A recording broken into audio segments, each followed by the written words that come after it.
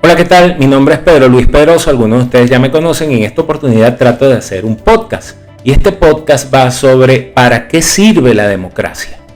Porque si bien hemos convertido prácticamente en religión y en un dios en sí mismo la democracia, pues cabe la pena preguntarnos para qué nos está sirviendo.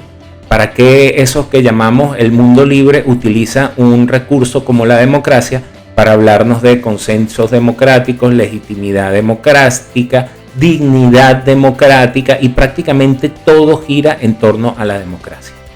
Mientras que disfrutamos o creemos disfrutar de eso que algunos llaman democracia, parece que las cosas cada vez van peor. De hecho, si bien se han obtenido avances en cuanto a medicina y a otras áreas de la ciencia para el bienestar de la humanidad, la verdad es que cada vez los salarios son más precarios, las oportunidades de emanciparse para los jóvenes son más escasas y en ese contexto es que estamos en el mundo actual. Mientras tanto, se nos dice que todo es culpa de una guerra que ha sido provocada o de un virus que también fue creado. En todo caso, parece que queda muy lejos los inicios de la Primera Guerra Mundial y solemos circunscribir todos nuestros análisis del mundo contemporáneo a partir de los resultados de la Segunda Guerra Mundial.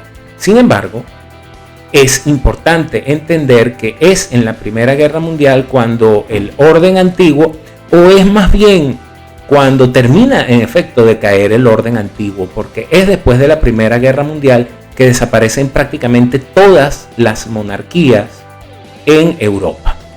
Y es porque la Primera Guerra Mundial no fue una guerra clásica de reyes, de señores feudales que se peleaban por territorio.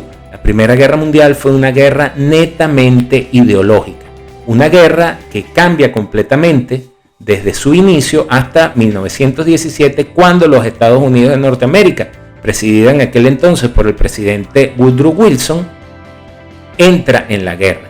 En ese momento se convierte en una guerra ideológica prácticamente del antiguo orden contra el nuevo orden o contra el modelo de república o de democracia republicana propuesta por los Estados Unidos. Con la victoria de los Estados Unidos de Norteamérica en esa guerra, pues entonces se termina de caer todos los regímenes monárquicos. Prácticamente queda el de Inglaterra, el de España muy debilitado y una que otra monarquía por ahí. La de Grecia también y la de Turquía también fueron derrocadas posterior a la Primera Guerra Mundial. Entonces nos queda la pregunta, ¿qué nos ha quedado de eso?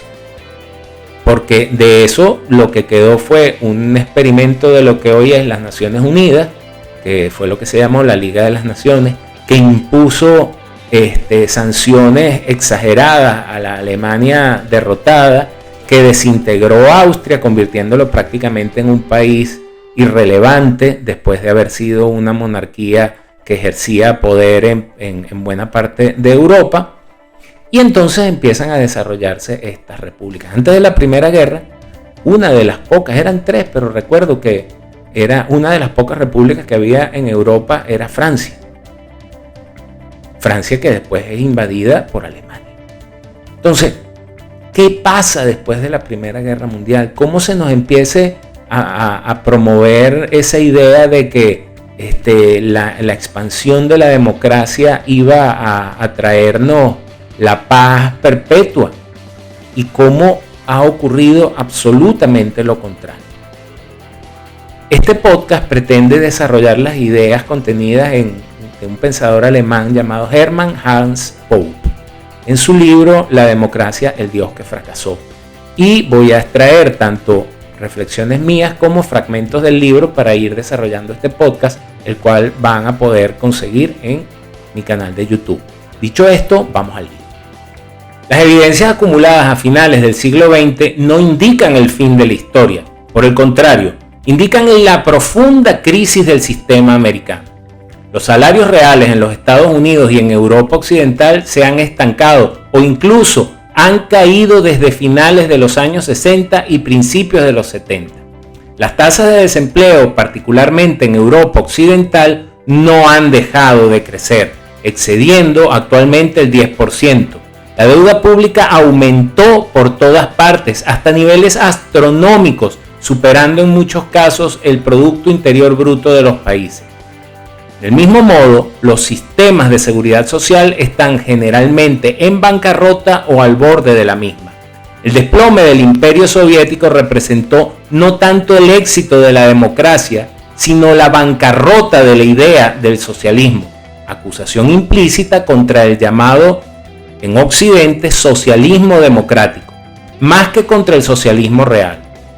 Por otro lado, en el hemisferio occidental proliferan los particularismos nacionales, étnicos y culturales, el separatismo y el secesionismo. Yugoslavia y Checoslovaquia, esas creaciones democráticas y multiculturales de Woodrow Wilson, se han disgregado en varios estados. Menos de un siglo de democracia consolidada han provocado en los Estados Unidos una creciente degeneración moral, la desintegración familiar y social y la decadencia cultural, según se pone de manifiesto en las crecientes tasas de divorcio, la paternidad ilegítima, el aborto y la criminalidad. El resultado de una permanente expansión de las leyes antidiscriminatorias, eso que llaman acción afirmativa, y las políticas de inmigración igualitaristas y multiculturales, ha sido que ni un solo reducto de la sociedad americana haya quedado libre de la injerencia del gobierno y de una integración forzosa. Todo ello ha agravado dramáticamente la lucha social y la hostilidad, la tensión racial, étnica y cultural. Estas decepcionantes experiencias cuestionan seriamente las virtudes del sistema americano. Se ha vuelto a formular la vieja cuestión: ¿qué hubiese sucedido si, conforme a la promesa electoral de Woodrow Wilson, Estados Unidos se hubiese mantenido fuera de la Primera Guerra Mundial? Por su naturaleza ucrónica, la respuesta a este interrogante nunca podrá ser empíricamente verificada, lo que ni priva de sentido a la pregunta ni convierte en arbitraria cualquier posible respuesta. A partir de la visión que hoy tenemos de aquellos acontecimientos y de las personalidades en ellos implícitas, el asunto de los cursos históricos alternativos más probablemente puede tener una explicación detallada y bastante verosímil. De haberse tenido rigurosamente los Estados Unidos al no intervencionismo de su política exterior, es probable que la Primera Guerra Mundial hubiese concluido a finales de 1916 o a principios de 1917, como consecuencias de numerosas iniciativas de paz, entre las que se destacó la del emperador austriaco Carlos I. De ese modo, hubiesen podido las partes negociar un compromiso aceptable, salvando así su posición ante el derecho público europeo y evitando el dictado. Consecuentemente, Austria, Hungría, Alemania y Rusia, en vez de transformarse en efímeras repúblicas democráticas, habrían mantenido su forma, su monarquía tradicional. El zar de Rusia, el Kaiser alemán y el emperador de Austria hubiesen hecho casi lo imposible para impedir la conquista del poder de los bolcheviques en Rusia, con lo que se hubiese impedido a su vez que, como reacción frente a la amenaza comunista, hicieran lo mismo los fascistas y nacionalistas en Italia y Alemania. Con ello, se hubiesen salvado millones de víctimas del comunismo, del nacionalsocialismo y de la Segunda Guerra Mundial. Tampoco habría tenido lugar en Estados Unidos y en Europa Occidental la ampliación de la injerencia y el control de los gobiernos sobre la economía privada, hasta alcanzar las magnitudes hoy conocidas. Europa Central y Oriental, y después Medio Mundo, no habrían caído finalmente en las manos de los comunistas, siendo saqueadas, devastadas y aisladas a la fuerza de los mercados occidentales durante más de 40 años. De modo que el continente europeo y por tanto todo el globo habría seguido integrado económicamente como en el siglo XIX, en el sistema mundial de cooperación y división del trabajo. Si las cosas hubiesen sido así, los niveles de vida hoy estarían mucho más desarrollados.